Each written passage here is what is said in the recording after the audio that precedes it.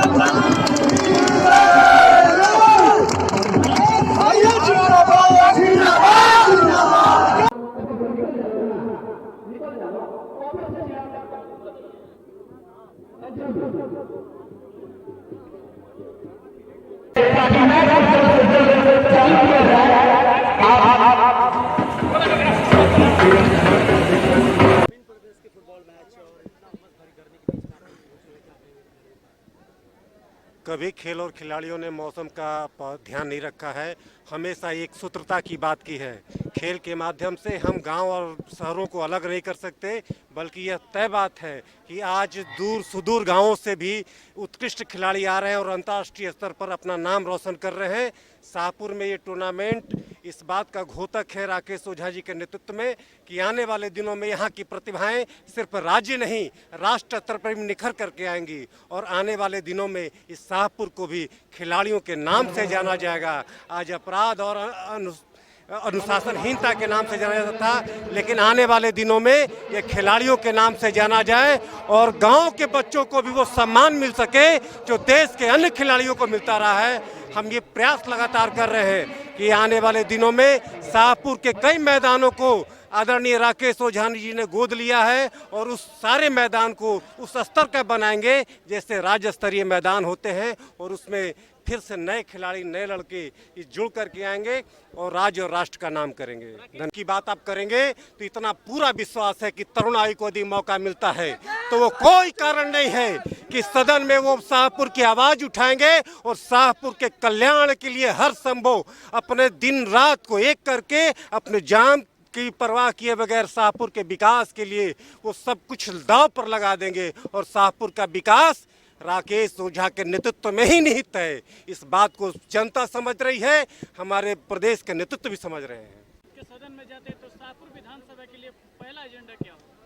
ये तो सवाल सर्वप्रथम उनसे पूछना चाहिए। लेकिन बताया जाए कितने टूर्नामेंट में पहुंचे हुए हैं, यहाँ पर काफी संख्या में लोग पहुंचे हुए हैं, साथ में राकेश विश्वेश्वर ओझा भी है यहाँ जो विधानसभा चुनाव है उसके मद्देनजर बहुत सारे प्रयास रहे। क्या कहें टूर्नामेंट को लेकर? भारतीय जनता पार्टी क्रीड़ा प्रकोष्ठ के हमारे सह संयोजक छोटे भाई राकेश ओझा जी के द्वारा आज स्वर्गीय विश्वेश्वर ओझा जी की स्मृति में आज फुटबॉल प्रतियोगिता का फाइनल मैच का आयोजन किया गया है और मुझे आज बहुत अच्छा लगा कि ग्रामीण परिवेश में भी हमारे सह संयोजक, मुझे गर्व महसूस हो रहा है अपने सह संयोजक पर कि ग्रामीण परिवेश में मैं आकर के, मैं खुद पटना में रहता हूँ, आज ऐसा ग्राउंड में आकर के मैंने तो इनको मना भी किया कि यार इस ग्राउंड में मैच नहीं हो पाएगी।